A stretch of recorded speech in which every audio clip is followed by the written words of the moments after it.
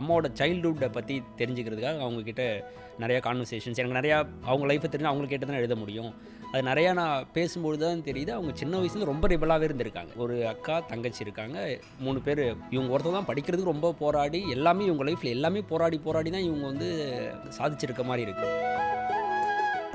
இது அப்பா இறந்து ஒரு 3 வருஷத்துக்கு அப்புறமே கேட்டிருக்காங்க. அதுக்கடுத்து ஆல்மோஸ்ட் லைக் 5 இயர்ஸ் வந்து இந்த மாதிரி ஒரு நரகத்தில் வந்து அவங்க வாழ்கிறதுக்கான காரணம் நானும் ஆகிட்டேன் இல்லைங்களா. சப்போஸ் நான் வந்து அப்போ நீங்கள் கல்யாணம் பண்ணிக்கலாம் அப்படின்னு சொல்லியிருந்தாலும் நான் ஏதாவது சொல்லியிருந்தா அவங்க மேரேஜ் பண்ணியிருந்தாலும் நிம்மதியாக வாழ்ந்துருக்கலாம் இல்லையா. பட் நானும் அதுக்கு ஒரு காரணமான ஒரு குற்ற உணர்ச்சி வேறு.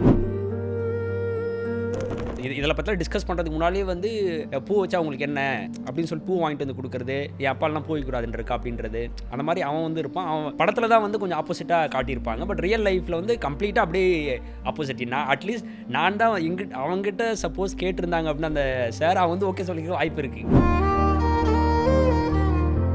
எங்களுக்கு சசி சாருக்கு எடுக்கிறதுக்கான ஒரு பெர்மிஷன் அந்த அத்தாரிட்டி கொடுத்ததுக்கு ரொம்ப நன்றி. அதனால இல்லை ஒரு மூவி இல்லை நான் தான் நன்றி சொல்லணும் சசி சாருக்கு, உங்களுக்கு ஸ்பெஷலாக. அவங்களோட பிளெஸிங் நமக்கு எல்லாருக்குமே இருக்கு. ட்ரீட்மெண்ட் நல்லா தான் போய் நல்ல ரெஸ்பான்ஸ் இருந்துச்சு, பாசிட்டிவான ரெஸ்பான்ஸ் வந்துருந்தது லாஸ்ட் பெட் ஸ்கேனில் பிப்ரவரியில். அதுக்கப்புறம் ஒரு நாள் திடீர்னு ரொம்ப மயக்கம் வருது அப்படின்னாங்க, தலைவலிக்கு மயக்கம் வருதுன்னாங்க.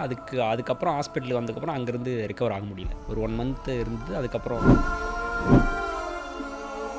செல்வி அங்கே படத்தில் வாழ்ந்துட்டு இருக்காங்க அப்படின்ற மாதிரி ஒரு இது. இப்போ இந்த செல்வி வந்து நிறையா செல்விகளோட வாழ்க்கையில் ஏதோ ஒரு மாற்றத்தை கொண்டு வந்திருக்காங்க அப்படின்ற ஒரு இதில் போயிட்டுருக்கோம்.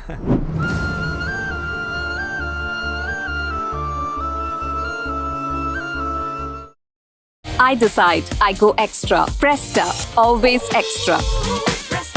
Book your next holiday at Grand Royal Tours. உங்களின் அனைத்து விதமான தலைமுடி மற்றும் சரும பிரச்சனைகளுக்கு ultimate solution We Care Hair and Skin Clinic. கலாட்டா பிங்க் நேயர்களுக்கு வணக்கம். இப்போ நம்ம கூட யார் இருக்கா அப்படின்னு பார்த்தீங்கன்னா, 100 சாமி படம் வந்து எல்லாரும் பார்த்துருப்பீங்க. அதில் வந்து பாஸ்கர் கேரக்டர் வந்து அவ்வளோ பேசப்பட்ட ஒரு கேரக்டர். ரியல் லைஃப் பாஸ்கரை தான் வந்து மீட் பண்ண போகிறோம். வணக்கம். எனக்கு வந்து பர்சனலாக வந்து உங்களை இன்டர்வியூ பண்ணுறது வந்து எனக்கு பயங்கர ஹாப்பி அண்ட் ப்ரௌட் மூமெண்ட்டு கூட எனக்கு. அண்ட் எப்படி இருக்கீங்க? ஃபர்ஸ்ட் ரொம்பவே நல்லா இருக்கேன். Thank you for inviting me. Thank you brother. And வந்து 100 சாமி படம் பார்க்கும்போது ஒரு பெண்ணோட 40 வயசுக்கு மேலே அவங்க வாழ்கிற வாழ்க்கை வந்து எவ்வளோ ஒரு நரகமானது, அவங்களுக்கு வந்து இன்னொருத்தவனை தேவை அப்படின்னு சொல்கிறதுக்கே அவங்களுக்கு எவ்வளோ காலங்கள் எடுக்குது அப்படிங்கிறத அவ்வளோ அழகாக பேசுங்க. ரியல் லைஃப்பில் வந்து நீங்கள் பார்த்துருக்கீங்க. உங்கள் அம்மா பற்றி சொல்லுங்கள் ஃபஸ்ட்டு வந்து. ஏன்னா ஒரு ஷார்ட்டில் காமிச்சிருப்பாங்க, எலி கூண்டுக்குள்ளே இருக்கிற ஒரு எலி மாதிரி இருக்காங்க அப்படி மாதிரி சொல்லுவோம். 4 சவத்துக்குள்ளே அவங்க வந்து சிசிடிவி பற்றிலாம் பேசுகிற மாதிரி காமிச்சிருப்பாங்கிறப்போ உங்கள் அம்மா பற்றி சொல்லுங்களேன். இந்த படம் வந்து இந்த படத்தை வந்து என்ன பெருசாக பேசிகிட்டு இருக்காங்க. இந்த மாதிரி பையன் வந்து அம்மாவுக்கு பண்ணியிருக்கான், ரொம்ப முற்போக்காக யோசிச்சிருக்கான், நிறைய செஞ்சுருக்கான்ற மாதிரி பேசிகிட்டு இருக்காங்க. பட் நான் வந்து என்ன கேட்டிங்க அப்படின்னா, இது எல்லாத்துக்குமே வந்து அம்மாவுக்கு தான் போய் சேரணும் அப்படின்னு நினைக்கிறேன். ஆக்சுவலாக மேரேஜ் நடந்து ஒரு 2 இயர்ஸ் ரைட் டு மேரின்ற புக்கில் இங்கிலீஷில் சின்னதாக எழுதியிருப்போம். அதை தான் படமாக வந்திருக்கு. இப்போ நான் அந்த புக்கை வந்து தமிழில் பண்ணிகிட்ருக்கேன். தமிழில் கொஞ்சம் டீட்டெயில்டாக நான் பண்ணுறேன். ரைட் டு மேரி புக்கில் அம்மா லைஃப் பற்றிலாம் பெருசாக இருக்காது. பட் இந்த தமிழில் வந்து டீட்டெயில்டாக கொஞ்சம் எழுதலான்னு சொல்லிட்டு அம்மாவோட சைல்டுஹுட்டை பற்றி தெரிஞ்சுக்கிறதுக்காக அவங்கக்கிட்ட நிறையா கான்வர்சேஷன்ஸ் எனக்கு நிறையா அவங்க லைஃப்பை தெரிஞ்சு அவங்களுக்கு கேட்டு தான் எழுத முடியும். அது நிறையா நான் பேசும்பொழுது தான் தெரியுது அவங்க சின்ன வயசுலேருந்து ரொம்ப ரிபலாகவே இருந்திருக்காங்க. 3 இவங்க கூட 2 ஒரு அக்கா தங்கச்சி இருக்காங்க, 3 பேர் பெண்கள். இதில் இவங்க ஒருத்தர் தான் படிக்கிறதுக்கு ரொம்ப போராடி எல்லாமே இவங்க லைஃப்பில் எல்லாமே போராடி தான் இவங்க வந்து சாதிச்சிருக்க மாதிரி இருக்குது. அப்படி இருந்த அவங்களால தான் இந்த 40 வயசுக்கு அப்புறம் அவங்க வாழ்ந்த 45 வருஷம் அந்த ஊரில் தான் வாழ்ந்துருக்காங்க. எல்லாமே முதல் கல்யாணமும் அங்கே தான். எல்லாத்தையும் எதிர்த்து எங்களுக்கு பிரச்சனை கிடையாது. நாங்கள் அந்த ஊரில் படித்து முடிச்சதோ ஊரை விட்டே வெளியே வந்துட்டோம். அங்கே ஊரில் பேசுகிறதோ இல்லை அவங்க யாரும் எங்கள் காதில் விட போகிறதோ நாங்கள் கண்டுக்க போகிறதும் கிடையாது. பட் அவங்களுக்கு தான் அந்த உலகமே அதுதான் அவங்களுக்கு. அவங்க அதை எல்லாத்தையும் எதிர்த்து எனக்கு ஒரு வாழ்க்கை தேவை அப்படின்னு சொல்லி அவங்க டிசைட் பண்ணி கல்யாணம் பண்ணியிருக்காங்க இல்லையா. அவங்க தான் வந்து பேசப்படணும்னு நினைக்கிறேன். நாங்கள் பண்ணது பெரிய நாங்கள் பண்ணது ஆக்சுவலாக வந்து இதுக்கு நாங்கள் பேச வேண்டிய ஆளே கிடையாது. உண்மையாக கேட்டிங்க அப்படின்னா நாங்கள் பண்ணுறதுக்கு என்ன இருக்குது, நாங்கள் எதுக்கு பண்ணணும்? ஃபஸ்ட்டு அவங்க தனியாக இண்டிபெண்டான ஒரு உமன், 45 வயசு ஆகிருக்கு. அவங்க லைஃப்பை சூஸ் பண்ணி வாழ்கிறதுக்கு நாங்கள் என்ன பண்ணணும், நாங்கள் எதுக்கு பேசணும், நாங்கள் எதுக்கு பண்ணி வைக்கணும், எங்களுக்கு நாங்கள் எதுக்கு பேசப்படணும் அப்படின்றது எனக்கு வந்து கொஷின் மார்க்காக தான் இருக்குது. அதனால் அம்மா பற்றி பேசணுன்னா இதுதான் ஒரு ரெபல். அவங்க வந்து ஃபுல்லாகவே பண்ணியிருக்காங்க. பட் இவங்க வந்து இப்போது நிறையா பேரோட அவங்கள மாதிரி இருக்க நிறைய பேரோட வாழ்க்கையில் வந்து ஒரு சின்ன பெருசாக மாற்றத்தை உருவாக்க முடியலன்னா கான்வர்சேஷன் வந்து கொண்டு வந்திருக்காங்க. இவங்கள பற்றியான கான்வர்சேஷன் எல்லா குடும்பத்துலேயும் கொண்டு வந்திருக்காங்க அப்படின்னு நினைக்கிறேன். சொசைட்டியில் ஒரு பொண்ணு தனியாக இருந்தால் அவங்க எவ்வளோ ஏச்சு பேச்சுக்கள் வாங்கணும்னு ஒன்று இருக்கும். அதில் வந்து ஒரு டைலாக்ல சொல்லியிருப்பாங்க, நைட்டு எலி வருதுன்னு சொல்லி 11 மணிக்கு லைட்டு போட்டிருந்தா வீட்டுக்குள்ள ஆள்ற காலம் கேட்குற ஊராக இருக்குது அப்படின்னு சொல்லுவாங்க. இப்போ அம்மா வந்து நீங்கள் ஊர் விட்டு போயிட்டீங்கிறப்போ அம்மா தனியாக இருந்தாங்க, எவ்வளோ பிரச்சனை ஃபேஸ் பண்ணியிருப்பாங்க. உங்களுக்கு அதை சொல்லி ஷேர் பண்ணியிருக்காங்களா அவங்கள்ட்ட? எங்ககிட்ட அவங்க வந்து அவங்களோட பிரச்சனை எதுவுமே எப்பயுமே ஷேர் பண்ணிக்கிட்டது கிடையாது. நாங்களே ஏதாவது 1-2 பார்க்குறது அந்த மாதிரி தான் எல்லாமே இருக்கும். ப்ளஸ் கிராமத்தில் இருக்கும்போது எல்லாமே தெரியும் இல்லைங்களா. இப்போது இவங்க மட்டும் இவங்கள மாதிரி இல்லை. ஒவ்வொரு தெருவிலுமே, எங்கள் ஊரில் சின்ன கிராமம், ஒவ்வொரு தெருவிலுமே அட்லீஸ்ட் ஒரு 3-4 பேர் வந்து கணவர்கள் இல்லாமல் இருப்பாங்க.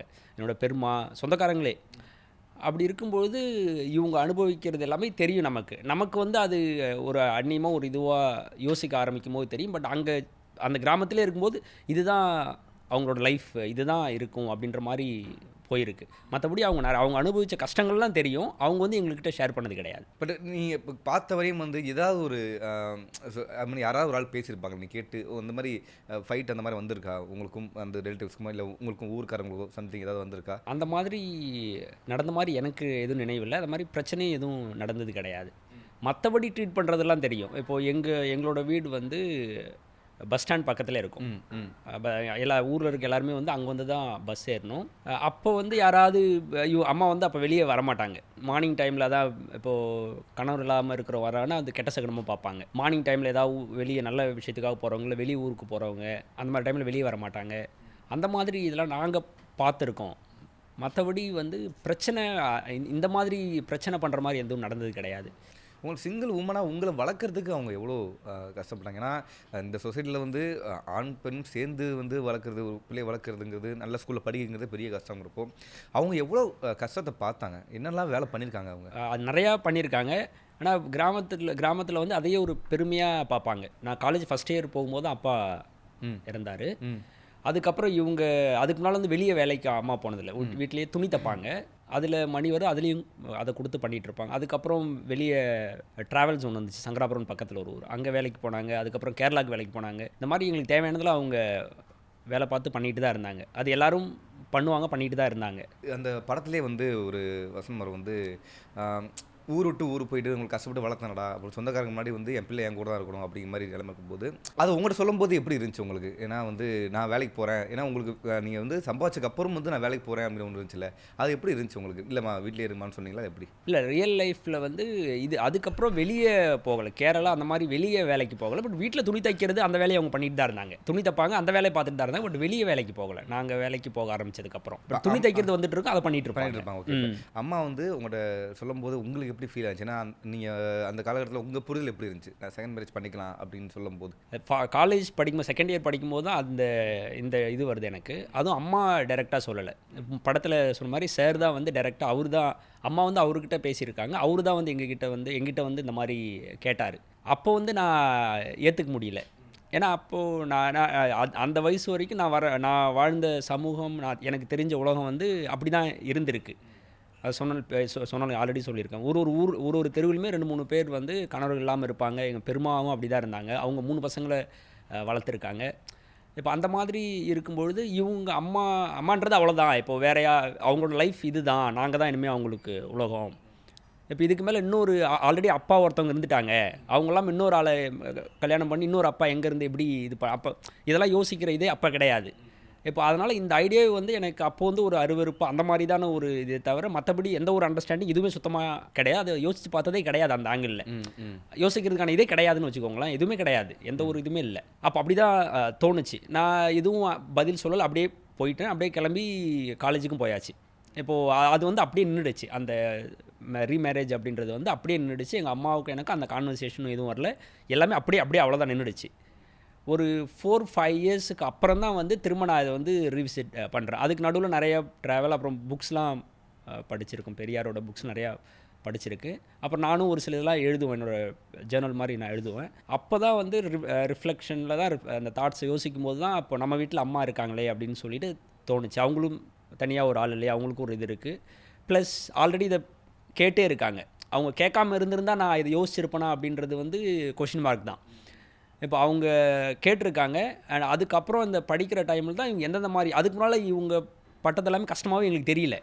அவங்க லைஃப் இதுதான் அப்படின்னு போயிருக்கு. அதுக்கப்புறம் தான் அவங்க சமூகத்தில் பெண்களுக்கான நிலை இப்படி இருக்குது, பெண்களே வந்து இதுன்னு வச்சுக்கோங்களேன் கீழே இருக்காங்க. இப்போ அதுலேயும் இவங்க வந்து இவங்களோட நிலைமை எப்படி இருக்குது அப்படின்றதெல்லாம் போக போக தான் அது புரிய ஆரம்பிக்குது. அதுக்கப்புறம் வந்து நான் வந்து கில்ட்டாக ஃபீல் பண்ண ஆரம்பிக்கிறேன். இப்போ என்னால் தான் அவங்க ஆல்மோஸ்ட் லைக் 2009 இறந்தாங்க. நான் 17 பேச ஆரம்பிக்கிறேன் மேரேஜ் பற்றி. அப்போது 9 வருஷம் இது அப்பா இறந்து ஒரு 3 வருஷத்துக்கு அப்புறமே கேட்டிருக்காங்க.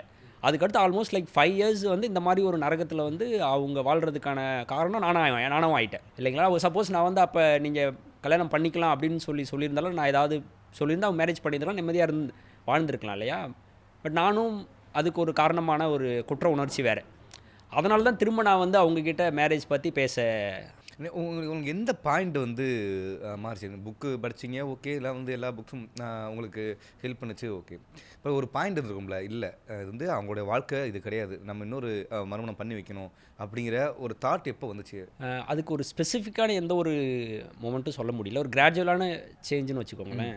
படிப்படியாக தான் படிப்படியாக. அப்புறம் புக்ஸ் படித்தது இல்லாமல் ஃப்ரெண்ட்ஸ், கொஞ்சம் நல்ல ஃப்ரெண்ட்ஸ் ஒரு சில பேர் இருந்தாங்க, அவங்ககிட்ட பேசுகிறது, டிஸ்கஸ் பண்ணுறது, அந்த மாதிரி தான் இந்த தாட் வந்துச்சு. ஒரு நாள் நைட்டு திடீர்னு கால் பண்ணி பேசணும்னு தோணுச்சு இதை பற்றி. அது சும்மா அதை ஃபோன் பண்ணி நான் இந்த மாதிரி கேட்கும்போது, அதுக்கு அப்போல்லாம் வந்து என்னோடய கல்யாணத்தை பற்றி பேச ஆரம்பிச்சிருந்தாங்க ஆல்ரெடி. ஊரில் இருக்கும் கேட்குறாங்கன்னு. அப்போது வந்து விளையாட்டாக வந்து ஆரம்பித்தது தான், நீங்களும் கல்யாணம் பண்ணிக்கிட்டா நான் தனியாக தானே இருக்கீங்க அப்படின்னு சொல்லி ஆரம்பித்தது தான். அப்படி ஆரம்பிச்சு தான் போச்சு. மற்றபடி ஸ்பெசிஃபிக்காக இந்த மொமெண்ட்டில் அப்படின்னு சொல்லி இதுங்க கிராஜுவல் சேஞ்சு தான் அது. அம்மா என்ன சொன்னாங்க? நீங்கள் வந்து இன்னொரு மேரேஜ் பண்ணிக்கோங்க அப்படின்னு சொன்னப்போ அம்மாவோடைய ஃபஸ்ட்டு அவங்க அந்த இதில் வரும் இல்லைங்களா, மூவியில் வர டைலாக்ஸ் எல்லாமே அப்படியே நான் எழுதியிருக்கிறது தான். அப்படி ஓகே ஓகே ஓகே. அது ரியல் லைஃப்பில் அப்படியே நடந்த டைலாக்ஸ். நீங்கள் ஒரு பொண்ணு ஒத்துக்குவா, அதுக்கப்புறம் வந்து கல்யாணம் பண்ணுறேன் அப்படி சொன்னாங்க. ஆமாம், நான் கேட்டதுக்கு வந்து மென்டல் மாதிரி ஒளரிட்ரிக் அப்படின்றது தான் ஆரம்பிச்சது, பைத்தியம் முடிச்சிச்சு அப்படின்றது ஆரம்பிச்சது. அதுக்கப்புறம் போக போக அது விளையாட்டா, நீ கல்யாணம் பண்ணும் அதே மேடையில் நானும் கல்யாணம் பண்ணிக்கிறேன், நீ எந்த படம் காட்ட அந்த படம் நான் அப்படியே கல்யாணம் பண்ணிக்கிறேன் அப்படின்னு சொல்லி அந்த மாதிரி போய் தான் விளையாட்டாக இப்படி ஆரம்பித்த கான்வர்சேஷன் தான் போக போக அவங்க கன்சிடர் பண்ண ஸ்டார்ட் பண்ணாங்க. அதுக்கப்புறம் ஊர் என்ன சொல்லும், அவங்க என்ன சொல்லுவாங்க. இப்போது ஃபஸ்ட்டு வந்து அவங்க கம்ப்ளீட்டாக வந்து அப்போஸ் பண்ணாங்க. அதுக்கப்புறம் ஊர் என்ன சொன்னோம் அப்படின்னு சொல்லி ஆரம்பிக்கும்போது இதே ஒரு சக்ஸஸ் மாதிரி அதுக்கப்புறம் அதை பேசி அந்த மாதிரி தான் நடந்தது. நான் ஒரு சீன் பார்க்கும்போது எனக்கு தோணுச்சு, இந்த அப்பா வந்து அண்ணா வந்து கழுத்து வச்சு கொள்வாங்கல்ல, ஆனால் அது வந்து ரியல் லைஃப் அப்படிலாம் கிடையாது. பட் எனக்குன்னா அது ஏன் அந்த சீன் வச்சுருப்பாங்கன்னு நான் நினைக்கிறேன்னா, கொல்லக்கூடிய வார்த்தைகளை வந்து விட்டுருக்காங்க. ஈவன் வந்து அவங்கள வந்து மனசு ரொம்ப காயப்படுற மாதிரி அவங்க பேசியிருப்பாங்க அப்படிங்கிற மாதிரி எனக்கு தோணுச்சு. அப்படி தான் இருந்துச்சா, அப்படி தான் பேசினாங்களா, இல்லை உடனே எல்லாரும் ஓகேட்டாங்களா? இல்லை ரியல் லைஃப்பில் வந்து யாரும் ஒத்துக்க கிடையாது. எந்த மாதிரி வார்த்தைகள்லாம் விட்டாங்க? இல்லை இந்த மாதிரி வந்து டைரக்ட் கன்ஃபரன்டேஷன் நடக்கலை ரியல் லைஃப்பில் வந்து இதுக்கு முன்னால் பாட்டி மாமாலாம் வந்து பேசலை, பாட்டி செத்தி அவங்களாம் வந்து பேசிட்டாங்க, திட்டிகிட்டு இருந்தாங்க. எங்கிட்ட யாரும் இது பண்ண மாட்டாங்க. நான் வந்து அந்த மாதிரி ஒரு டிஸ்டன்ஸ் மெயின்டைன் பண்ணிட்டு இருந்ததால் என் தம்பிக்கிட்ட எல்லாரும் பண்ணுவாங்க. என் தம்பி தான் வந்து எல்லாத்திட்டையும் பேசிட்டு என் தம்பி தான் வந்து எல்லாத்தையும் தாங்கிட்டு இருப்பான். Okay okay. எங்கிட்ட யாரும் வரமாட்டாங்க. அவன்கிட்ட ஃபோன் பண்ணிக்கலாம், அவங்க சொல்லுவான், எங்கிட்ட யாரும் இது பேச மாட்டாங்க. மற்றபடி மற்ற திட்டுறதெல்லாம் திட்டிட்டு தான் இருந்தாங்க, போயிட்டு இருந்தது. டேரெக்டாக வந்து அந்த மாதிரிலாம் கன்ஃபர்ம் பண்ணல. ஓகே. தம்பிக்கு எப்படி புரிய வச்சிங்க? நீங்கள் புக்ஸ் படிச்சிங்க ஓகே, தம்பிக்கு எப்படி? தம்பி வந்து என்னை விட புக்கு படிக்கிறதுக்கு முன்னாலே அவன் வந்து கொஞ்சம் ப்ராக்ரெசிவாக தான் அவன் இருப்பான். Okay okay. இதுக்கு முன்னாலேயே நம்ம வந்து இதில் பற்றி டிஸ்கஸ் பண்ணுறதுக்கு முன்னாலே வந்து பூ வச்சா உங்களுக்கு என்ன அப்படின்னு சொல்லி பூ வாங்கிட்டு வந்து கொடுக்குறது, என் அப்பாலாம் பூ வைக்கூடாதுன்றக்கா அப்படின்றது, அந்த மாதிரி அவன் வந்து இருப்பான். அவன் படத்தில் தான் வந்து கொஞ்சம் ஆப்போசிட்டாக காட்டியிருப்பாங்க. பட் ரியல் லைஃப்பில் வந்து கம்ப்ளீட்டாக அப்படியே ஆப்போசிட். அட்லீஸ்ட் நான் தான் அவங்ககிட்ட சப்போஸ் கேட்டிருந்தாங்க அப்படின்னா அந்த சார் அவன் வந்து ஓகே சொல்லிக்க வாய்ப்பு இருக்குது. Okay okay. அந்தளவுக்கு அவன் வந்து ப்ராக்ரெசிவாக இருப்பான். அவன் சொன்ன உடனே அவன் ஓகே அவ்வளோதான் பண்ணிவிட்டு அப்படியே இது பண்ணியாச்சு. மற்றபடி ஓகே. 100 சாமி படம் வந்ததுக்கப்புறம் எல்லோரும் கொண்டாடுறாங்க, இதை பற்றி பெருமையாக பேசுகிறாங்க. அப்படிங்கிறப்போ அப்போ உள்ள மைண்ட் செட் எல்லாருமே வந்து என்ன அம்மாவுக்கு வந்து கல்யாணம் பண்ணிக்கிறான் பாருங்கள், அம்மாவுக்கு வந்து இப்படி பண்ணி ஒத்துக்கிறான் பாருங்கள் அப்படிங்கிற ஒரு பேச்சுலாம் வந்துருங்கிறப்போ அப்போது அந்த உங்களுடைய மனநிலைமை என்ன இருந்துச்சு. ஏன்னா நிறைய பேர் யோசிச்சிருப்பாங்க, பேசியிருப்பாங்கன்னு வச்சுக்கோங்களேன். சில பேர் வந்து அருவருப்பாக பார்த்துருப்பாங்கங்கிற ஒரு விஷயம் இருக்குது. என்ன அம்மாவுக்கு வந்து கல்யாணம் பண்ணி வைக்கிறாங்க அப்படிங்கிற மாதிரி அப்போ உள்ள சொசைட்டியில் சொல்கிறேன். அந்த மாதிரி ஏதாவது இருந்துச்சா உங்களுக்கு? சுற்றி உள்ளவங்க வந்து பார்க்குற விதமே உங்களை மாறி இருந்துச்சா? இல்லை அது வந்து தெரியல. இப்போ கோயில் வந்து மேரேஜ் பண்ணிட்டோம். எங்கள் வீடு இருக்குல்ல, வீட்டுக்கு ஆப்போசிட் தான் இது எலெக்ஷன் பூத். அப்போ அது எலெக்ஷன் போயிட்டு இருந்தது. 19 வந்து எலெக்ஷன் போயிட்டு இருந்தது. அப்போ நிறையா அங்கே அந்த 1 கிலோமீட்டரில் கூட்டமாக இருந்துகிட்டே இருந்தாங்க. நாங்கள் மேரேஜ் பண்ணிவிட்டு இங்கே வீட்டுக்கு போவேன்னா நேராக அப்பா வீட்டுக்கு போயாச்சு. பக்கத்து ஊர் தான் அது. இந்த படத்தில் காட்டுறது ஒரு 6 கிராஸ் பண்ணால் அங்கே போயிட்டோம். போயிட்டு அம்மாவை விட்டுட்டு நானும் விவேக் மட்டும்தான் ஊருக்கு வரோம். ஒரு 11-12 போல் வரும்போது வந்து வீடு பூட்டி இருந்தது. நாங்கள் எங்கள் பூட்டு கிடையாது, எங்கள் பூட்டெலாம் வேற ஒரு எங்கள் பூட்டை உடச்சி போட்டு வேற ஒரு பூட்டு பூட்டி இருந்தது. சொந்தக்காரங்களுக்கு தான் பூட்டிட்டு போனாங்க. பட் இப்போ அவங்க க்ளோஸாக இருக்காங்க. Okay okay okay. அப்போ பூட்டிட்டு போயிட்டாங்க, ஊருக்குள்ளே விடாதீங்க அப்படின்னு சொல்லிட்டு. அதுக்கப்புறம் வெளியே வந்து நிற்கும் போது முன்னால் ஒர்க் பண்ணிட்டு இருந்தவங்க வந்து அவங்க தான் பூட்டு போனால் சாவி அங்கே கொடுத்துருக்காங்க அப்படின்னு சொல்லிட்டு சொன்னாங்க. அவங்க சாவி போயிட்டு சாவி கேட்டதும் போய் கொடுத்துட்டாங்க. இப்போ அவங்க வீட்டை பூட்டுறதுக்கு அவங்களுக்கு என்ன இது இருக்குன்னு விவேக் சண்டை பிடிக்கிற அளவுக்கு வந்தான். அதெல்லாம் தேவையில்லைன்னு சொல்லிட்டு விட்டாச்சு, அவ்வளோதான். இது மட்டும் தான் நடந்தது. அதுக்கப்புறம் எது நடக்கல, நாங்கள் கிளம்பி வந்துட்டோம். அன்றைக்கே வந்து நான் கோயம்புத்தூருக்கு, அவன் சென்னைக்கும் கிளம்பிட்டான். அங்கே ஊரில் யாருமே கிடையாது. அதுக்கப்புறம் ஊரில் பேசிக்கிட்டாங்க அப்படின்னு அது இதுன்னு சொல்லிக்கிட்டாங்க அப்படின்னு சொன்னாங்க. மற்றபடி பெருசாக டேரெக்டாக எங்கள் முன்னால் யாரும் எதுவும் பேசிக்கிட்டதில்ல. நாங்கள் அதை எக்ஸ்பீரியன்ஸ் பண்ணதும் இல்லை. பட் உங்கள் அம்மா வந்து ஒரு பயங்கரமான பவரான உமன் போலே. ஏன்னா இவ்வளோ பேச்சு எவ்வளோ வந்து நீங்களே வந்து பசங்களே அவ்வளோ பாதிச்சிருக்கு அப்படின்னா அவங்க எவ்வளோ ஸ்ட்ராங்காக இருப்பாங்க. என்ன இந்த மாதிரி எவ்வளோ ஸ்ட்ராங்குன்னு நீங்கள் நினைக்கிறீங்க? இந்த விஷயத்தில் கூட அவங்க வந்து நின்னாங்க அப்படி மாதிரி என்ன சொல்லி வளர்த்துருப்பாங்க அவங்கள? அந்த செல்வி அவங்க வளர்த்ததால தான் நாங்கள் இந்த மாதிரி இருந்திருக்கோம் அப்படின்னு தோணுது எனக்கு. அவங்க வளர்க்கலாம் நாங்கள் இந்த மாதிரி இருந்திருக்க மாட்டோம் அப்படின்னு இருக்கு. அவங்க நினச்ச மாதிரி இப்போ சொசைட்டி கொஞ்சம் மாற ஆரம்பிச்சிச்சா? இல்லை, அதுக்கப்புறம் ஒரு ஃபியூ மந்த்ஸ்க்கு அப்புறமே வந்து அக்செப்ட் பண்ணிக்கிட்டாங்க. அவங்க போனதுக்கப்புறம் அவங்க சந்தோஷமாக இருக்கிறத பார்த்துட்டு அவங்க அதுக்கப்புறம் வந்து இப்போ எல்லாருமே வழக்கமாக ஒரு வருஷத்துக்கு அப்புறமே இங்கேருந்து சமைச்சா அங்கே கொண்டு வர்றது, கறி கொண்டு போய் கொடுக்கறது, இட்லி சுட்டா கொண்டு போகிறது, அந்த மாதிரி பாட்டி எல்லாமே வந்து அந்த அளவுக்கு வந்துட்டாங்க. இப்போ எல்லாருமே அவங்க கூட பேசிட்டு இது பண்ணிட்டு இருக்காங்க. நான் என்ன கேட்டேன்னா அவங்க கிராமத்துலேருந்து மாற ஆரம்பிச்சிச்சா? ஏன்னா வந்து இப்போது படத்தில் காமிச்சா 23 வயசு பிள்ளையோட ஹஸ்பண்ட் வந்து இறந்து போயிடுவார். ஆமாம், அது அவங்க என் தலையெழுத்தே தான் அப்படி மாதிரி சொல்லுவாங்க. அந்த மாதிரி இப்போ மாற ஆரம்பிச்சா கொஞ்சமாக அம்மாவோட எக்ஸாம்பிளாக பார்த்து? இல்லை, இப்போது இன்னும் அப்படி தான் இருக்காங்க. இப்போது இதுக்கப்புறம் மேரேஜ் பண்ணுவாங்களா இல்லை அப்படின்றது தெரியல. அவங்களும் இதாகணும். இல்லை, உங்களுக்கு என்ன தோணுது? நீங்கள் மறுமணம் பண்ணுங்க அப்படிங்கிறது உங்களுக்கு அதில் உறுதியாக இருக்கீங்க அப்படிங்கிறப்போ இது வந்து தப்பான ஒப்பீனியன் உங்களுக்கு தோணுதா? வந்து ஏன்னா நிறைய பேர் வந்து கல்யாணம் பண்ணாமல் இருக்காங்கல்ல. ஒருத்தர் கனவு செத்துட்டா அடுத்து கல்யாணம் பண்ணக்கூடாதுன்னு நிற்கிறாங்கல்ல. இப்போ ரைட்டு மாதிரி எழுதிருக்கீங்க. சின்ன சின்ன பிள்ளைங்களாம் அவங்க வாழ்க்கை எழுதுக்கிறாங்க. அவங்க சொல்கிற அட்வைஸ் என்ன? நீங்கள் அவங்க லைஃப் அவங்க பார்த்து தான் ஆகணும் இல்லைங்களா? அவங்களுக்கு ஒரு துணை தேவை அப்படின்னு அவங்களுக்கு விருப்பம் இருக்குது அப்படின்னா அவங்க அதை சூஸ் பண்ணுறதுல, தேர்ந்தெடுக்கிறதுல, வாழ்கிறதுக்கு அவங்களுக்கு முழு உரிமை நம்ம கொடுக்கணும்னு நினைக்கிறேன். நம்ம வந்து சமூகமாக முன்னால் இருக்கக்கூடாது, சமூகமாக தடையாக வந்து இருக்கக்கூடாது, இண்டிபெண்ட்டாக பார்க்கணும்னு நினைக்கிறேன். அவ்வளோதான். மற்றபடி அதை தான் படமும் நூறுசாமி படமும் அதை தான் சொல்லுது. எல்லாரையும் தனித்தனியாக பாருங்கன்றது தான். பாருங்க. அண்ட் அவங்க அப்பா கேரக்டர் வந்து ரொம்ப அழகாக காமிச்சிருப்பாங்க. ஒரே நாளில் ஒரு மீட் பண்ணுறாங்க. அதுக்கப்புறம் பார்த்தா இனிமேல் நான் வாழ போடுறோம்மா, இனிமேல் வாழ்கிற ஒவ்வொரு நாளும் முக்கியங்க அப்படின்னு சொல்லியிருப்பாங்க. ரியல் லைஃப்பில் அப்பா எப்படி? ரியல் லைஃப்பில் அவர் அப்படியே அதே கேரக்டர் தான். இப்போ அதில் ஒரு டயலாக்லாம் வரும் இல்லைங்களா? எனக்கு தெரியாது, சசி சார் தான் பேசி கேட்டிருக்காரு.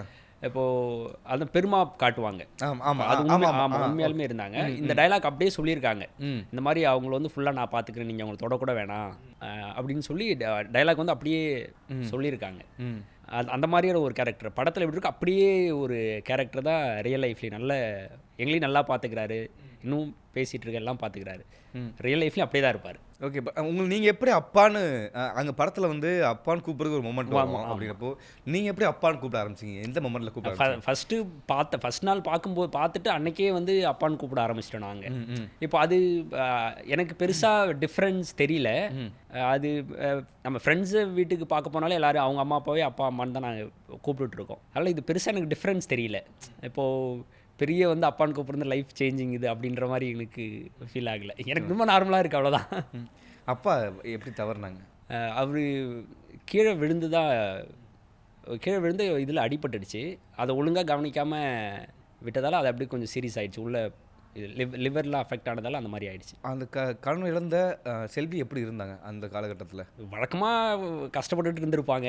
மற்றபடி விவரித்து சொல்கிற அளவுக்கு தெரியல எனக்கு. இப்போ அம்மா தவணா சொல்கிறாங்க. ஆமாம், பிரஸ்ட் கேன்சர் இருந்துச்சு அம்மாவுக்கு. ஒரு 1 இயர் மேலே தான் டயக்னோஸ் பண்ணியிருந்தது.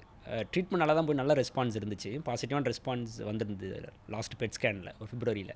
அதுக்கப்புறம் ஒரு நாள் திடீர்னு ரொம்ப மயக்கம் வருது அப்படின்னாங்க, தலைவலிக்கு மயக்கம் வருதுன்னாங்க. அதுக்கப்புறம் ஹாஸ்பிட்டலுக்கு வந்ததுக்கப்புறம் அங்கேருந்து ரெக்கவர் ஆக முடியல. ஒரு 1 மந்த் இருந்தது. அதுக்கப்புறம் அதான் ஹாஸ்பிட்டலே தான் இதாகிட்டாங்க. பட் உங்களுக்கு என்னெல்லாம் தோணுச்சு? இப்போ உங்களுக்கு வந்து ஐயோ செல்வி இந்த படத்தை நீ பார்த்துருக்கணுமே, நீங்கள் இதை பார்த்துருக்கணுமேனு தோணுச்சா உங்களுக்கு? ஆமாம் இருந்துச்சு. அவங்க ட்ரைலர் இதெல்லாம் பார்த்துட்டு தான் இருந்தாங்க. ட்ரைலர்லாம் பார்த்தாங்க, ஃபஸ்ட்டு சாங்லாம் பார்த்தாங்க. இருந்துச்சு தான்.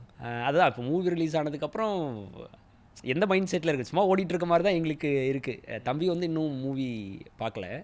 நான் வந்து அப்படியே ஓடிட்டுருக்கேன். வந்தால் இது பண்ணி ஒர்க் பண்ணியிருக்கு. Okay let's take this to people அப்படின்ற மாதிரி. செல்வி அங்கே படத்தில் வாழ்ந்துட்டு இருக்காங்க அப்படின்ற மாதிரி ஒரு இது. இப்போ இந்த செல்வி வந்து நிறையா செல்விகளோட வாழ்க்கையில் ஏதோ ஒரு மாற்றத்தை கொண்டு வந்திருக்காங்க அப்படின்ற ஒரு இதில் போயிட்டுருக்கோம். பட் தம்பி அவர் படம் பார்க்கலாம், அவருக்கு நிறையா மெமரிஸ் வந்து இல்லை எல்லாருக்கும் மெமரிஸ். ஆமாம் எல்லாருக்கும் இருக்குது. நான் வந்து வேறு மாதிரி டீல் ஒருத்தர் ஒரு மாதிரி டீல் பண்ணுறேன். நான் வந்து ஒரு மாதிரி டீல் பண்ணிகிட்ருக்கேன்னு நினைக்கிறேன். அம்மாட்ட சொன்னாங்களா இந்த மாதிரி வந்து உங்கள் படம் பண்ண போகும்போது அவங்களுடைய ரியாக்ஷன் என்னவாக இருந்துச்சு? ஃபஸ்ட் டைம் நீங்கள் புக் எழுதிருக்கீங்க, அப்புறமா அவங்க கதை வந்து படமாக வரப்போதுமான்னு சொன்னப்போ ஃபஸ்ட்டு அவங்க ரியாக்ஷன் என்னவாக இருந்துச்சு? இல்லை அவங்க ரியாக்ஷன்லாம் தெரியல, பெருசாக ஞாபகம் இல்லை. இது 2021 ஸ்டார்ட் ஆச்சு ஒர்க். புக் அப் ரிலீஸ் ஆச்சு. அப்போவே புக் அப் வைரலாக நிறைய பேருக்கு ரீச் ஆச்சு. அப்போது ஒரு இன்டர்வியூ கொடுத்துருந்தேன். அந்த இன்டர்வியூ பார்த்துட்டு தான் சார் வந்து பேசியிருந்தார். அப்போவே அவர் 2 பேர் கூப்பிட்டுட்டு வந்துட்டு அங்கே ஊர்லாம் இன்டர்வியூ பண்ணிட்டு டாக்குமெண்ட் பண்ணார் எல்லாமே. அப்போவே தெரியும் அம்மாவுக்கு. இது என்ன ரியாக்ட் பண்ணாங்கன்னு ஞாபகம் இல்லை.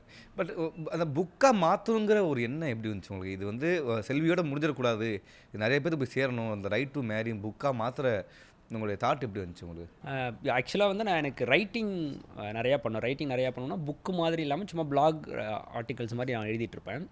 நான் 2019 தான் மேரேஜ் நடந்தது. 19 நடந்துடுச்சு.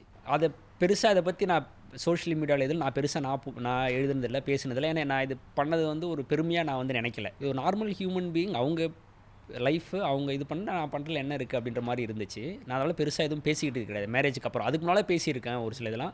மேரேஜுக்கு அப்புறம் கம்ப்ளீட்டாக நான் எதுவும் பேசுறதில்லை. ஒரு 2 இயர்ஸ்க்கு அப்புறம் பென் டு பப்ளிஷ்னு ஒரு கான்டெஸ்ட் வந்துச்சு. அதில் ஃப்ரெண்ட்ஸ் வந்து ஒரு ஸ்டோரி இருக்குல்ல, இப்போ ஸ்டார்ட் பண்ணியிருக்கு, நம்ம எல்லாம் ஆரம்பிச்சிருக்கோம், மேரேஜ் நடந்து நல்லா இருக்காங்க. இப்போ எனக்கு இந்த பயம் வேறு இருந்துச்சு, மேரேஜ் பண்ணி வச்சுட்டோம், அது கரெக்டாக வாழலை அப்படின்னா இவ்வளோ எதிர்த்து இவ்வளோ பண்ணியிருக்கோம், கரெக்டாக இல்லை அப்படின்னா அது என்ன இருக்கும் அப்படின்ற மாதிரி ஒரு பயம் இருந்துச்சு. அதனால் எதுவும் நான் பேசிக்கிட்டதில்லை. அதுக்கப்புறம் 2021 தான் வந்து ஓகே இதெல்லாமே ஒரு இது மாதிரி இருக்குது. ஆல்ரெடி பாதி நான் எழுதியே வச்சுருந்தேன். பிளாக் ஆர்டிகல்ஸ் மாதிரி அப்பப்போ நான் எழுதி நோட்ஸ் நான் வச்சுருந்தேன் இருந்தது. அதனால் இன்னும் கொஞ்சம் தானே இருக்குதுன்னு சொல்லிட்டு சும்மா ஒரு சின்னதாக ஒரு அது ஆக்சுவலாக ஈவெண்ட்ஸ் மாதிரி ரெக்கார்ட் பண்ணியிருப்பேன். பெருசாக புக்கு மாதிரி இருக்காது. அது ஒரு 40 பேஜஸ் தான், சின்னதாக இருக்கும், அவ்வளோதான். அது அப்படியே கம்பைல் பண்ணி பப்ளிஷ் பண்ணது, அவ்வளோதான். ஃப்ரெண்ட்ஸு நெல்சன் சொல்லி ஃப்ரெண்டு, அப்புறம் 2 பேர் இருக்காங்க. அவர் தான் புக்கெல்லாம் ப்ரூஃப் ரீட் பண்ணிவிட்டு கவர் டிசைன் எல்லாம் பண்ணி கொடுத்தாரு. அந்த மாதிரி ஃப்ரெண்ட்ஸு சொல்லி தான் புக்காக இது பண்ணது. இந்த விதவை பெண்கள் இன்னும் வந்து என்னெல்லாம் அனுபவிச்சுட்ருக்காங்க நீங்கள் பார்த்த வரையும் வந்து? இந்த இப்போ எக்ஸாம்பிள் சொன்னீங்களே, இப்போ நல்ல காரியம்னா வந்து முன்னாடி இருக்கக்கூடாது, அந்த மாதிரி வேறு என்னெல்லாம் வந்து இன்னும் இந்த சொசைட்டியில் வந்து கிராமப்புறங்களில் என்னெல்லாம் பண்ணிகிட்ருக்காங்க விதவை பெண்களுக்கு? அவங்கள வந்து ஃபஸ்ட்டு மனுஷங்களாகவே பார்க்குறது கிடையாது. ஆல்ரெடி பெண்களே அப்படி பார்க்குறதில்லன்னு வச்சுக்கோங்களேன். விதவை பெண்களுக்கு கைம்பெண்கள் நம்ம சொல்கிறோம். அவங்களுக்கு இன்னும் சேலஞ்சஸ் இருக்குது. இப்போது யாராவது அதான் இப்போ சொன்ன மாதிரி ஒரு நல்ல விஷயத்துக்கு யாராவது வெளியே வராங்க போகிறாங்கன்னா அவங்க முன்னால் போக முடியாது. தம்பிக்கு கல்யாணம் நடந்துச்சு. கல்யாணம் நடந்த இடத்துல தாலி எடுத்து தர்றதுக்கு இந்த மாதிரி தர்றதுக்கெலாம் இவங்க பண்ண முடியாது. வேறு ஏதாவது நல்ல விஷயத்துக்கு போனாலும் இவங்க முன்னால் இருக்க முடியாது. அவங்க ஃபுல்லாக சமூகத்துக்கும் அவங்களுக்கும் சம்மந்தம் இல்லைன்ற மாதிரி ஒதுங்கி ஓரமாக இருக்கிற ஒரு ஆளாக தான் இருக்கிறாங்க எல்லா இதுலேயுமே. அவங்களுக்கு ஆசைப்பட்ட மாதிரி பூ வச்சுக்கிறது, பொட்டு வச்சுக்கிறது, இப்போ அதெல்லாம் பண்ணாலே பிரச்சனை தான். எதுவுமே அவங்க வந்து சும்மா உடல் அப்படியே போயிட்டுருக்கான், அவ்வளோதான். வேறு எதுவும் இல்லைன்னு நினைக்கிறேன். அந்த பூ போட்டு அவங்க இதெல்லாம் வந்து நீ அவங்க ஆக்சுவலாக அவங்க என்ன அனுபவிக்கிறான்னு அவங்க கிட்ட தான் கேட்கணும்னு நினைக்கிறேன். நான் வந்து சரியான ஆள் அதை சொல்கிறது இல்லை நீங்கள் அது எடுத்து சொல்கிறதுக்கு நீங்கள் சரியான ஆள் இல்லை. ஒரு எழுத்தாளராக வந்து ஒரு எடுத்து வெளியே சொல்கிறதுக்கு நீங்கள் ஒரு சரியான ஆள். அதனால் அவங்கள்ட்ட கேட்டேன் இவ்வளோலாம் பண்ணுறாங்க இவ்வளோ பார்க்குறாங்க அப்படின்னு. ஏன்னா வந்து அந்த விதவைங்கிறதுல வந்து ஏன் வந்து பொட்டு இல்லைன்னு சொல்லி கைம்பன்னு மாற்றின நம்மளுடைய உலகம் அது. அப்படிங்கிறப்போ அந்த பூ பொட்டில் கலாச்சாரத்தை வந்து திணிக்கிறாங்கங்கிற உங்களுக்கு எனக்காக ஒரு நாள் ஒரு தோணிருக்கா? அந்த பூ பொட்டு இந்த செருப்பு இந்த சேரி அதில் வந்து கலாச்சாரம் திணிக்கிறாங்க அப்படின்னு தோணிருக்கா? ஆமாம், எல்லாத்துலேயுமே இருக்குதா. பட் ஒருத்தவங்க பண்ணக்கூடாதுன்னு நம்ம சொல்ல முடியாதுல்ல. இப்போ பெரியார் வந்து கடவுளை எதிர்த்து இல்லைன்னு சொல்லுது. பட் அவர் எல்லாரும் கோயிலுக்குள்ளே போகணுன்னு போராட்டம் பண்ணார்ல. நீங்கள் கடவுள் இல்லாத நீ இது கோயிலுக்குள்ளே போகணுன்னு சொல்லலைல்ல. ஒன்று இருக்குன்னா எல்லாருக்கும் கூட அவங்க போகாது அவங்க சூஸ் பண்ணிக்கிட்டோம். பொட்டு வைக்க தோணுன்னா வைக்கட்டும், வைக்காதுன்னு இதுக்கு சொல்லணும். நாம அது வைக்கிறது கலாச்சார இதுவோ அதுக்கப்புறம் அடுத்த கொஸ்டின். அது எல்லாருக்கும் வச்சுட்டு அதுக்கப்புறம் நீ ஒழி அப்படி மாதிரி. சூப்பர். நீ வந்து இன்டர்வியூ உட்காரும் போதே வந்து நான் என்ன வெறும் அவங்க கதை தான் சொன்னேன். செல்வி தான் வந்து பயங்கரமான ஒருத்தங்க, அவங்கள தான் நீ இன்டர்வியூ இருக்கணும், அவங்க தான் நிறைய கேள்வி இருக்கணும் அப்படின்னு. செல்வி மிஸ் பண்ணுறீங்களா? உங்கள் அம்மாவை மிஸ் பண்ணுறீங்களா? எவ்வளோ மிஸ் பண்ணுறீங்க? எப்படி சொல்கிறதுன்னு தெரியல. சொல்ல முடியாது இல்லையா?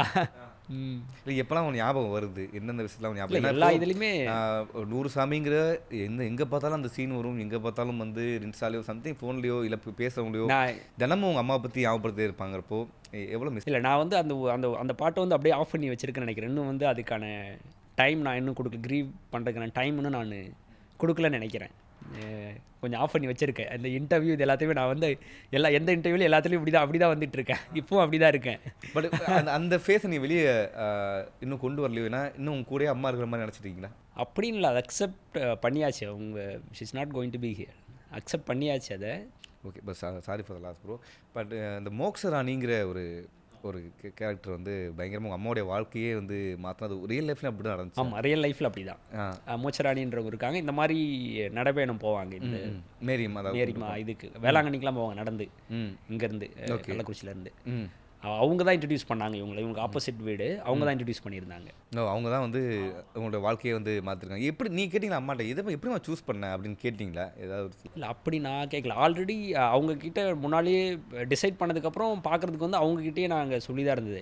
யார் மூலியமாக பாருங்கள், நீங்கள் பார்த்துட்டு பேசிவிட்டு உங்களுக்கு பிடிச்சிருக்கு ப்ரொசீட் பண்ணலான்னா எங்ககிட்ட சொல்லுங்கள் அப்படின்னு சொல்லியிருந்தது. அதுக்கு மேலே 2 பேரை மீட் பண்ணியிருக்கோம். பட் அப்புறம் சரி வேணான்னு சொல்லி விட்டுட்டாங்க. அதுக்கப்புறம் இவரை மீட் பண்ணோம், பிடிச்சிருக்குன்னு சொன்னாங்க. அதுக்கப்புறம் ப்ரொசீட் பண்ணியாச்சு. இப்போ அப்பா எப்படி இருக்காரு? அவரும் அக்செப்ட் பண்ணிட்டாரா? அப்பா வந்து இன்னும் கொஞ்சம் கஷ்டத்தில் தான் இருக்கார். அவர் தான் எங்களை விட அவர் தான் வந்து ரொம்ப இதில் இருக்கார். நாங்களாம் வெளியே இருந்துட்டு போயிட்டுருக்கலையே. அவர் 7 இயர்ஸ் அவங்க கூட தான் வாழ்ந்துருக்காங்க. அவங்களுக்கு தான் தனிமை நிறையா இருக்குது. பேசிகிட்டு தான் இருக்கோம். இல்லை, உங்களுக்கு வந்து ஒரு சர்ப்ரைஸ்க்கு ஒருத்தவங்க பேசணும்னு நினச்சாங்க. உங்களுடைய ஃபேனா, பயங்கரமான ஃபேனா? ஹலோ, வணக்கம். வணக்கம். எப்படி இருக்கீங்க? நான் நல்லா இருக்கேன். நீங்கள்? நல்லா இருக்கேன். எங்கே இருக்கீங்க? நான் இப்போ இங்கதான் என்னோட ஊர்ல கேரளால தான் இருக்கேன். Okay, happy Onam. Thank you so much. Thank you. உங்களுடைய இது நீங்கன்னு தெரிஞ்சோடனே இந்த வாய் ஃபுல்லாக விரிஞ்சு சிரிச்சிட்டு இருக்கேன். அப்படியா? எஸ், அதுதான். ஸோ ரொம்ப நாளாச்சு நம்மளும் பார்த்து. பட் இப்போ உங்களோட ஏதாவது இன்டர்வியூஸ் அதெல்லாம் பார்த்துட்டு தான் இருக்கேன். அண்ட் நம்மளோட 100 சாமியும் இப்போ ஓடிடில வந்ததுக்கு அப்புறம் இன்னும் நிறைய விஷயங்கள் அதை பத்தி, அந்த மூவி பத்தி, கேரக்டர் பத்தி, உங்களை பத்தி, நம்மளோட அம்மா செல்வி அம்மா அவங்கள பத்தி எல்லாம் பேசுறாங்க. இதெல்லாம் பார்க்கும்போது ரொம்ப சந்தோஷமா இருக்கு. தேங்க்யூ. எனக்கு ரொம்ப சந்தோஷமா இருக்கு. நானும் பார்த்துட்டு தான் இருக்கேன், ஃபாலோ பண்ணிட்டு தான் இருக்கேன் உங்களையும். எனக்கும் நிறைய பேர் வந்து இந்த மாதிரி இந்த கேரக்டர் நீங்க எப்படி பண்ணீங்க, யாரு ஹெல்ப் பண்ணீங்க அப்படின்லாம் கேட்கும்போது நிறைய இன்டர்வியூஸ்ல நான் இந்த மாதிரி சொன்னேன். நாங்க அந்த ஊருக்கு தான் போனேன், எங்களுக்கு எல்லாம் செஞ்சு கொடுத்ததே அவங்க தான், அந்த ஃபேமிலி தான். பாஸ்கர், விவேக், அப்புறம் செல்வி அம்மா, ஹரீஷ், மலை அண்ணன் எல்லாரும் இருந்தாங்க. சோ இப்ப கூட அதுதான் அந்த ஷூட்டிங் டைம்ஸ் எல்லாம் யோசிக்கும் போது அப்படிதானே எல்லாரும் ஒரு ஃபேமிலி மாதிரி. நீங்க வந்து அவ்வளோ அந்த செட்டில் என்ன விஷயம் நடந்தாலும் உடனே சசி சார் பாஸ்கரை கூப்பிடுங்க, எங்க பாஸ்கர் ஏதாவது டவுட் வந்துருச்சா, இந்த டயலாக் இப்படி பேசலாமா, அப்படி வந்த உடனே சசி சார் சொல்லுவாங்க பாஸ்கரை கூப்பிடுங்க, அவங்க அம்மா இப்படி பேசுவாங்களா, அவங்க அம்மா இப்படி பண்ணுவாங்களான்னு கேளுங்க அப்படின்னு சொல்லுவாங்க. எஸ் நான் ஃபோட்டோஸ்லாம் பார்த்துட்டு இருக்கேன். பிடிஎஸ் ஃபோட்டோஸ் வீடியோஸ் எல்லாமே. ஓகே, ரொம்ப நன்றி. அந்த ஒரு மூவி எங்களுக்கு சசி சாருக்கு எடுக்கிறதுக்கான ஒரு பெர்மிஷன், அந்த அத்தாரிட்டி கொடுத்ததுக்கு ரொம்ப நன்றி. அதனால ஒரு மூவி இல்லை நான் தான் நன்றி சொல்லணும் சசி சாருக்கு, உங்களுக்கு ஸ்பெஷலாக. ஓகே, அவங்களோட பிளெஸிங் நமக்கு எல்லாருக்குமே இருக்கு. நாங்கள் செல்வி அவர்களை பற்றி நிறையா பேசிகிட்டு இருந்தோம். நீங்கள் செல்வியை மீட் பண்ணியிருக்கீங்களா? அந்த அம்மாவை மீட் பண்ணியிருக்கீங்களா, செல்வி அம்மாவை? ஆமா, ஃபர்ஸ்ட் நரேஷன் கேட்டு எங்களோட செகண்ட் நரேஷனுக்கு சார் வந்து செல்வியா அக்கா வந்து மீட் பண்ண வச்சுட்டாங்க. ஸோ அப்போல இருந்து ஷூட்டிங்க்கு முன்னாடியில இருந்து நான் மீட் பண்ணி பேசிட்டு அவங்க கிட்ட எப்படி அந்த விஷயங்கள் எல்லாம் நானுமே சும்மா தெரிஞ்சுக்கிறதுக்காக கம்யூனிகேட் பண்ணேன். அதுக்கப்புறம் ஷூட்டிங் லொகேஷன்ல நாங்க 2-3 டைம்ஸ் மீட் பண்ணோம். Okay okay. அவங்க அந்த டைம்ல சென்னை கள்ளக்குறிச்சி அப்படி டிராவல்ல இருந்தேன். ஸோ 2-3 டைம்ஸ் கள்ளக்குறிச்சி எங்களுக்கு ஷூட் இருந்த டைம்ல வந்திருந்தாங்க, அப்போ மீட் பண்ணேன். ஸோ அவங்க ரொம்ப பாசிட்டிவான ஒரு பர்சனாலிட்டி தான். Okay madam. ஓகே, இந்த மூவி எடுக்கிற டைம்லயும் அவங்க அப்படி நான் சொல்லுவேன் எனக்கு ரொம்ப டென்ஷனா இருக்கு இந்த மாதிரி ரியல் கேரக்டர் பண்றதுக்கு அப்படின்னு சொல்லும்போது அவங்க என்ன சொல்லுவாங்கன்னா, டென்ஷன் எல்லாம் தேவையில்லை, இது மனிதரோட வாழ்க்கை தானே, பெருசா நான் எதுவும் பண்ணல, அதனால நீங்க வந்து ரொம்ப டென்ஷன் எல்லாம் அடிக்க வேண்டாம், அப்படியே ஜாலியா சார் என்ன சொல்றாங்களோ அது மாதிரி பண்ணுங்க. நான் வந்து எப்பவும் சிரிச்சுட்டு இருக்கும், என்ன சிச்சுவேஷன் வந்தாலும் நான் சிரிப்பு என்னோட முகத்தில் இருக்கும், அதை நீங்க மெயின்டைன் பண்ணுங்க அப்படின்னு சொல்லுவாங்க. Super ma'am, and thank you very much ma'am. இந்த இன்டர்வியூ வந்து உங்களுடைய பங்கு இருந்ததுக்கு ரொம்ப நன்றி. Thank you ma'am. I decide. I go extra. Presta. Always extra. Book your next holiday at Grand Royal Tours. உங்களின் அனைத்து விதமான தலைமுடி மற்றும் சரும பிரச்சனைகளுக்கு ultimate solution. We Care Hair and Skin Clinic,